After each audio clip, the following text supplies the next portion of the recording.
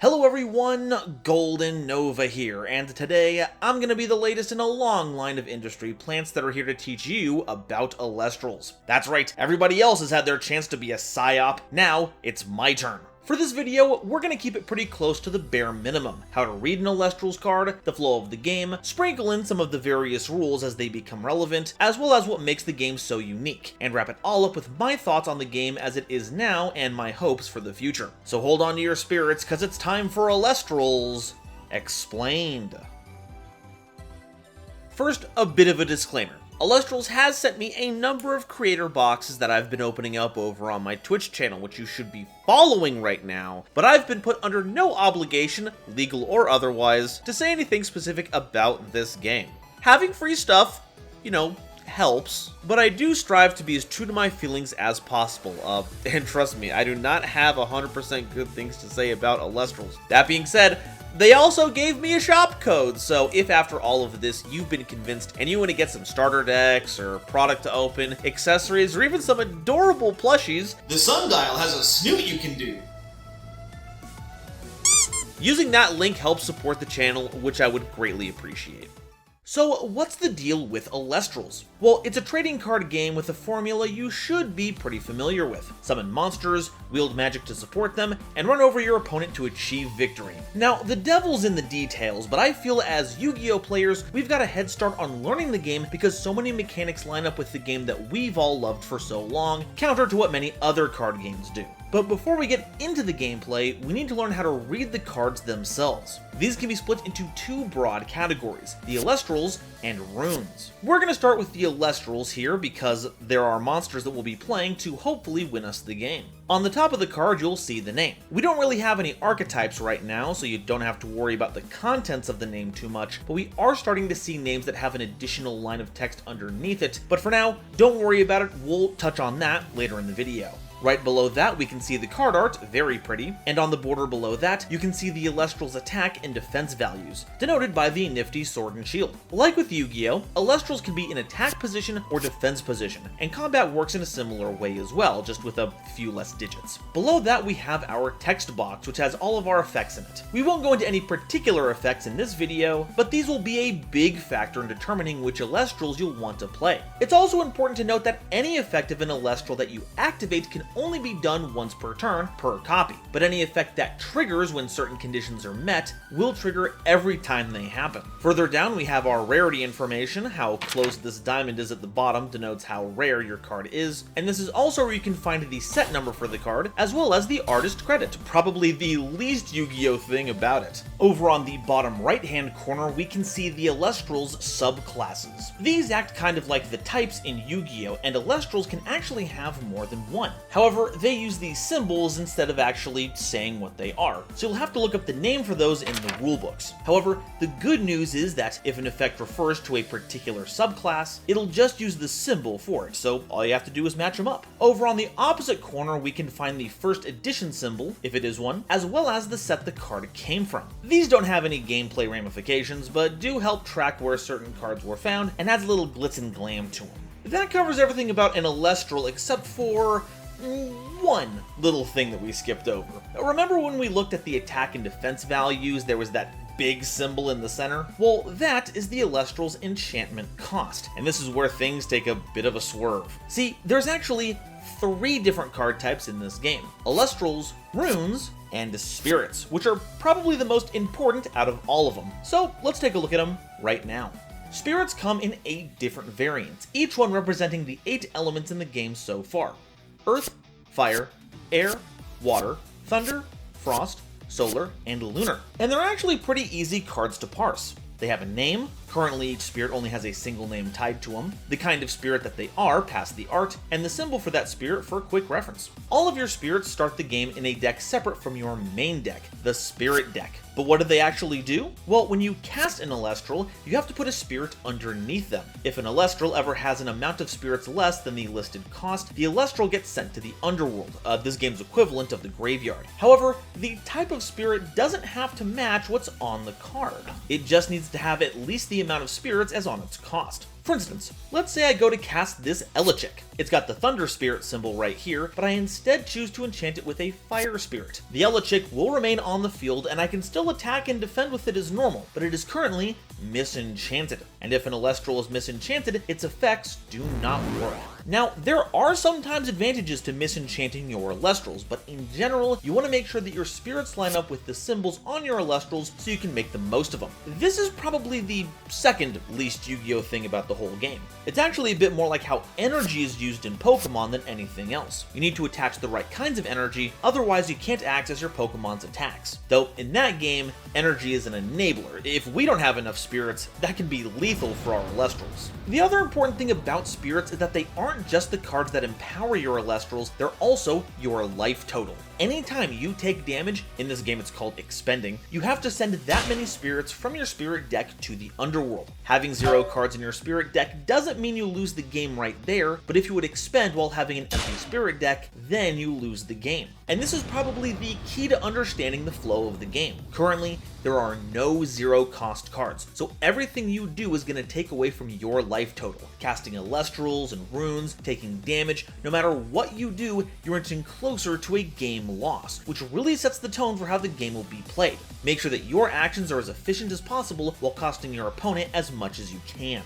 Okay, now we've covered everything about Elestrals and the spirits that power them. Let's move on to the runes. These are basically our spell and trap cards and come in 5 different flavors, as denoted by these symbols that you'll see where an Elestral would have an attack and defense value. Now, the symbols don't tell you very much about what the card does, but thankfully in the current core set, Daybreak, they've added the names of what kinds of runes they are next to the symbol, so you don't have to memorize every individual one of them. We'll start by covering our 2 types of instant runes, the kinds of runes that you can play that go straight to the underworld after you do so. First are Invoke runes, which act as spell cards. You play them from your hand, enchant them with spirits from your spirit deck to fit the cost, with any spirit being able to fulfill this generic symbol. Then, the rune and the spirits go to the underworld after it resolves. It's pretty simple. Next to that are the counter runes. These are our trap cards, and like in Yu-Gi-Oh, they have to be set to our rune row for a turn before they can be activated. But pro tip, you can set invoke runes like how you can set spell cards in Yu-Gi-Oh, even if they can't be played reactively, just to bluff your opponent into thinking that you have interaction.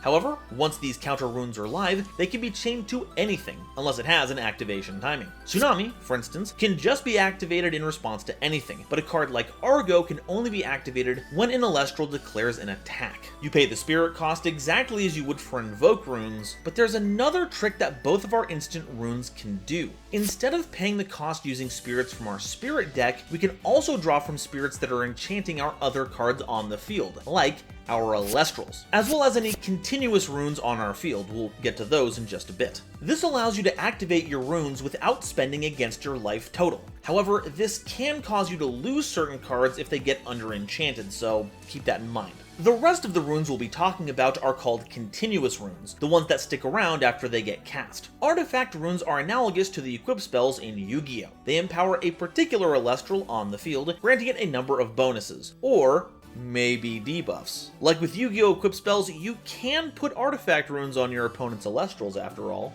The problem is that it works a little too much like Yu-Gi-Oh's version. If the Elestral that artifact is empowering leaves the field, the artifact rune goes to the underworld along with any spirits that were enchanting it. This potentially means your opponent gets a huge bonus for using their removal, because not only are they getting extra value by destroying another card on top of the monster, they're robbing you of your resources and life total in the form of those spirits. That's not to say there aren't good artifact runes to play, but you have to be very selective about the ones you do. Following that up are the Stadium runes. These act as field spells, even having their own dedicated slot at the top left side of the board, and they affect all the Elestrals on the field at once. The downside is that they're using the old Yu-Gi-Oh! Field spell rules, meaning there can only be one Stadium rune on the field between both players. So if another player casts one while there's an active Stadium, the old one gets sent to the underworld. And this is double crummy in Elestrals because, once again, everything you do costs life. However, it's impossible to ignore using these cards because, especially for our lower powered Elestrals, any little boost can be the difference between surviving a clash or getting washed out. So use them,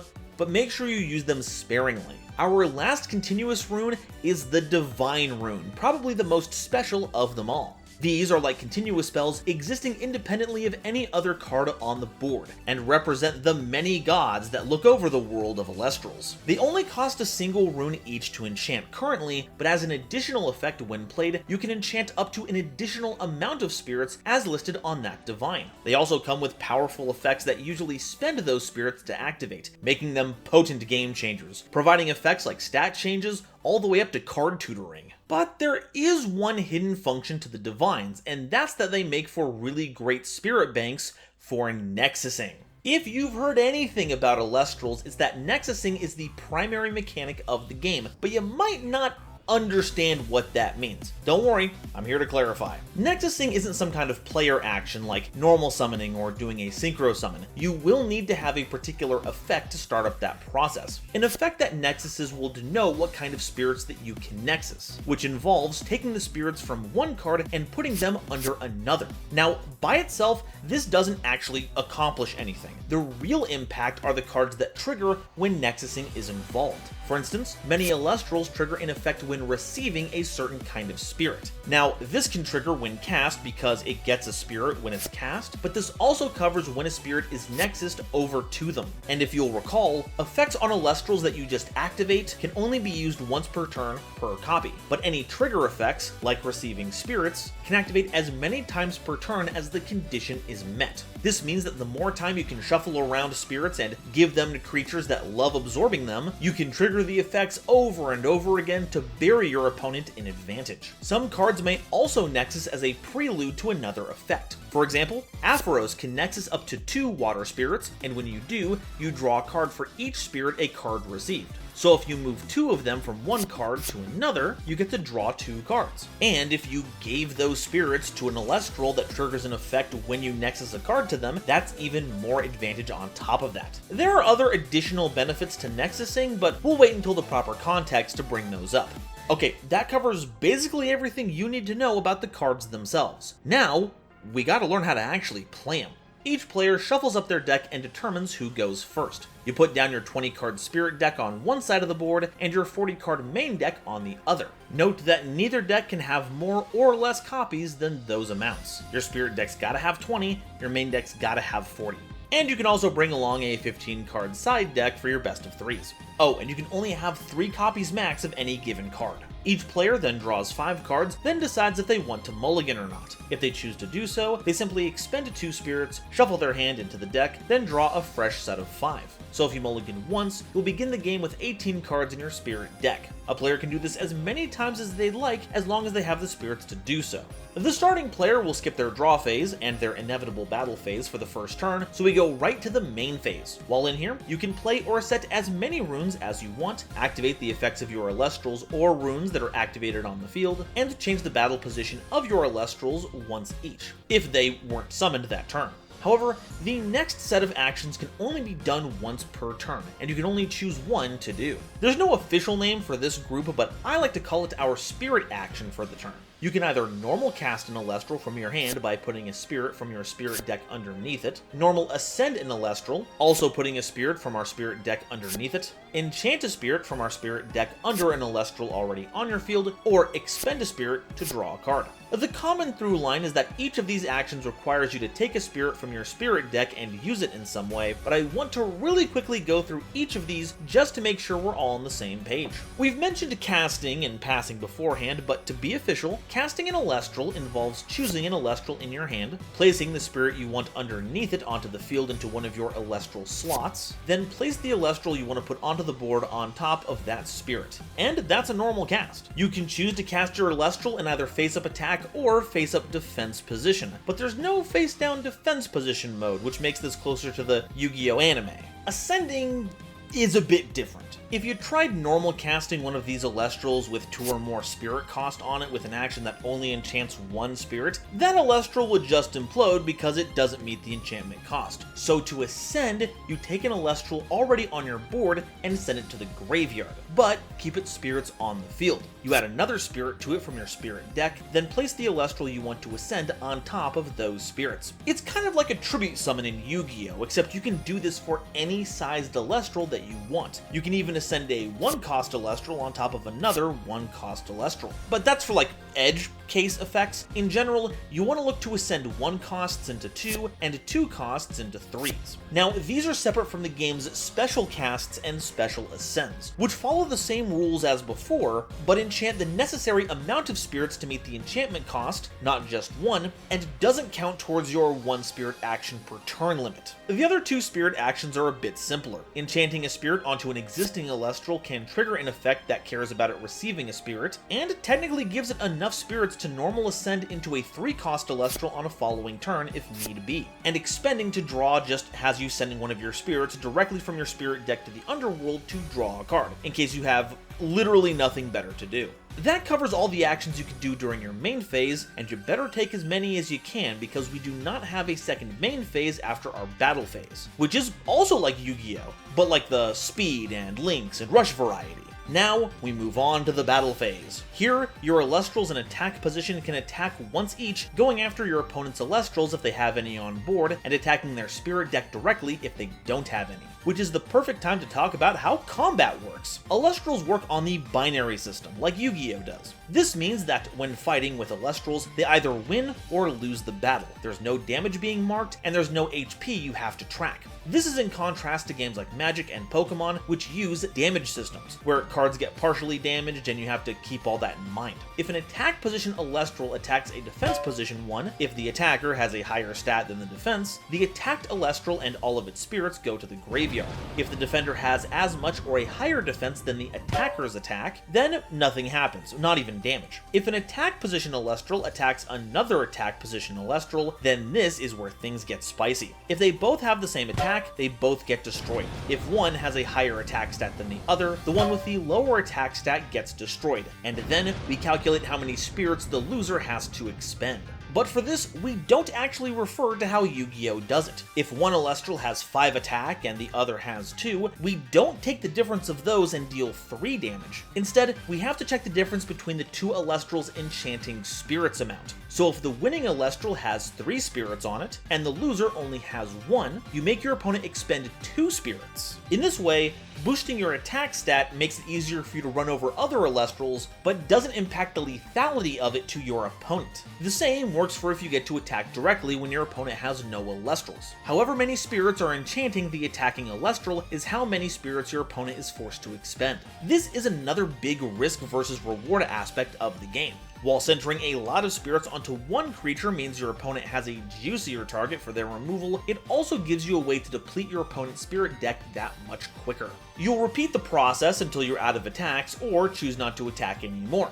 Then you'll move to the end phase. Any end of turn effects trigger here, and effects that last until the end of the turn stop here. Then, things pass over to your opponent, and we do it all over again until a winner is decided. And that's Elestrals. Alright, actually a couple of other things to go over that I didn't have a good space for to talk about in the middle of the video. First up, you know those cards that I said had that one name but then have an extra name underneath it? Some cards will refer to another card by name, but it's only checking the top name. So for instance, the effect of this Drataya that triggers whenever it sees someone casting an Ambrosia will trigger when either of these are cast. This is also relevant for the Morfrost series of cards if you're interested in those. Second thing, an Elestral with 0 attack cannot destroy another Elestral in battle, so 2 with 0 attack can't crash into each other, nor can it force the opponent to expend spirits, no matter how many spirits are actually enchanting it. And number 3, we gotta talk about the chain.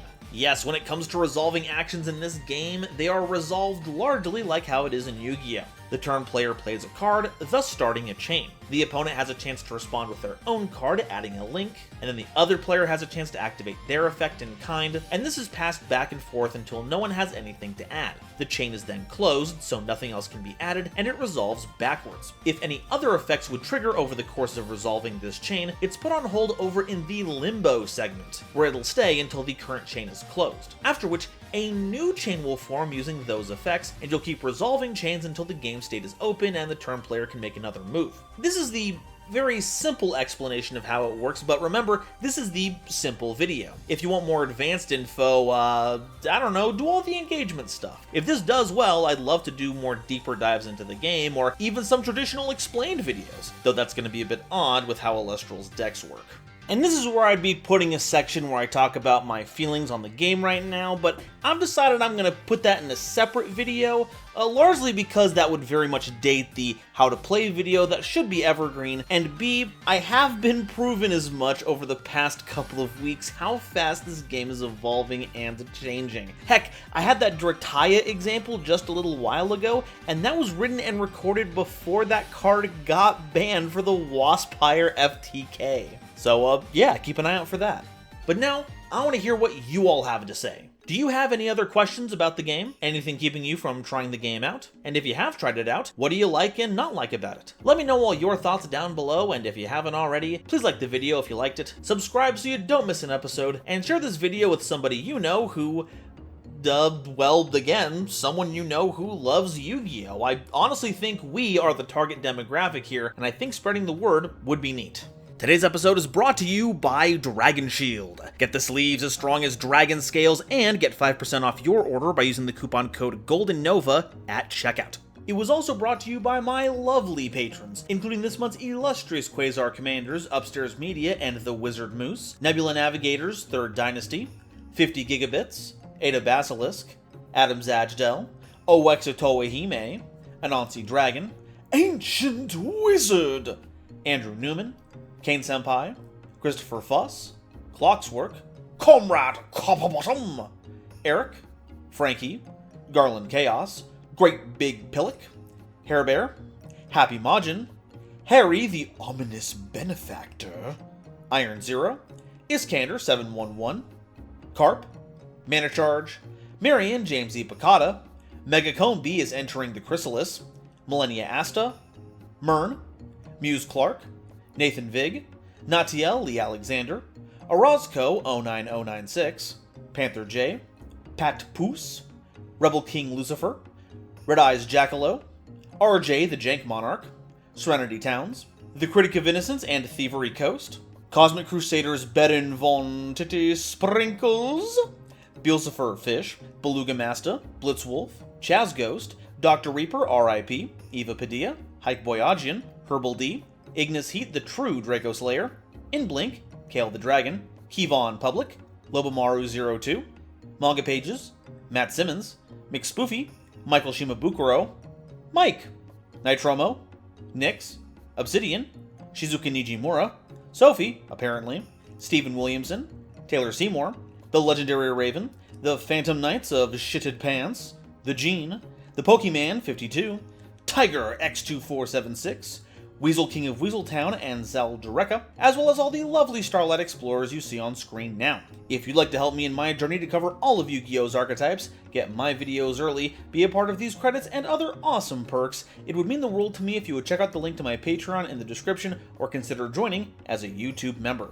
And if you'd like to see me explain another card game, check out this video I made covering the Digimon TCG. Thank you all so much for watching, and I'll see you next time. Bye-bye.